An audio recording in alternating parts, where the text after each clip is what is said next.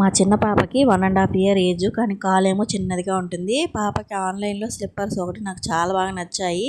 ఇంకా ఆర్డర్ చేసేయాలి అనుకున్నాను. వెంటనే ఇంకా ఆర్డర్ చేయాలంటే సైజ్ తెలియాలి కాబట్టి టేప్ సహాయంతో పాపకైతే సైజ్ తీసుకొని నేనైతే ఆర్డర్ చేశాను. వచ్చిన తర్వాత స్లిప్పర్స్ ఏమో చూడడానికి చాలా బాగున్నాయి, కానీ ఒకటేమో పెద్దదిగా ఒకటేమో చిన్నదిగా అనిపించింది. నాకే నచ్చలేదు, చూడంగానే నాకు డిఫరెన్స్ కనిపించింది. క్వాలిటీ మాత్రం సూపర్గా ఉన్నాయండి. నేను మీషోలో తీసుకున్నాను. 210 రూపీస్ పడింది. ఆ పిల్లలకి సైజెస్ ఎలా చూసుకోవాలో తెలియకపోతే టేప్ సహాయంతో బొటన వేలు దగ్గర నుంచి చివరి వరకు కొలుచుకొని ఎన్ని ఇంచెస్ అయితే వస్తాయో దాని ప్రకారం సైజెస్ తీసుకోండి. కరెక్ట్గా ఫిట్ అయిందండి.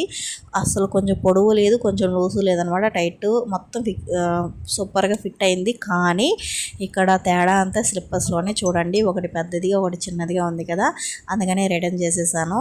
ఈసారి మళ్ళీ పెట్టాలి. ఈసారి ఎలా వస్తుందో చూడాలన్నమాట.